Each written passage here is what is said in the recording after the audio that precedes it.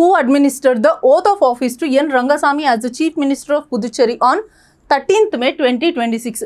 13th May 2026న Puducherry ముఖ్యమంత్రిగా ఎన్ రంగస్వామి గారి చేత ప్రమాణ స్వీకారం చేయించిన వారు ఎవరు అంటున్నారు.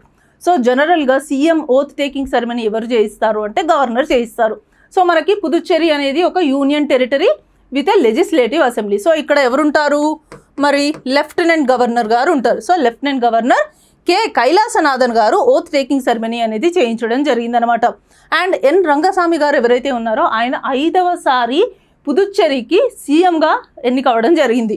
సో మొట్టమొదటిసారి 2001 నుంచి 2006 వరకు, మళ్ళీ ఆ తర్వాత 2006 నుంచి 2008 వరకు ఆయన సీఎంగా చేశారు. అప్పట్లో ఆయన కాంగ్రెస్ లీడర్ లాగా ఉన్నారనమాట. ఆ తర్వాత 2011 నుంచి 2016 వరకు చేశారు.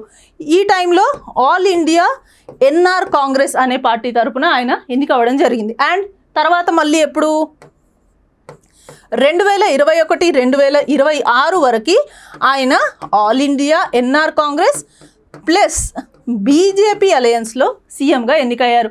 ఇప్పుడు కూడా 2026లో కూడా ఆయన ఎన్డీఏ అలయన్స్లో భాగంగానే సీఎంగా పుదుచ్చేరికి ఎన్నికవడం జరిగిందనమాట. సో ఆయన సీఎంగా ఎన్నికైన తర్వాత మొట్టమొదటిసారిగా ఏ ఫైల్ మీద సంతకం చేశారు అంటే నమో క్యాన్సర్ హాస్పిటల్ మీద ఆయన సైన్ చేయడం జరిగింది. ఆయన పుదుచ్చేరిని వరల్డ్ క్లాస్ డెస్టినేషన్ లాగా తయారు చేస్తాను and at the same time అక్కడ ప్రజల కోసం వెల్ఫేర్ స్కీమ్స్ని అనౌన్స్ చేస్తాను అని చెప్పేసి చెప్పడం జరిగిందనమాట. సో మనకి పుదుచ్చేరిలో ఇంపార్టెంట్ ప్లేసెస్ ఏమున్నాయి, అలాంగ్ విత్ పుదుచ్చేరి మనకి కరైకల్ ఉంది, అండ్ ఇంకొకటి ఏముంది మాహి అండ్ యానాం.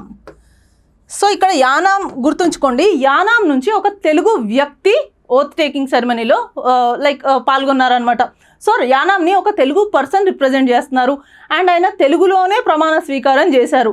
సో యానాం నుంచి తెలుగులో ఓత్ టేకింగ్ సెరమనీ తీసుకున్న పర్సన్ ఎవరు అనేది మీరు కింద కమెంట్స్లో చెప్పండి.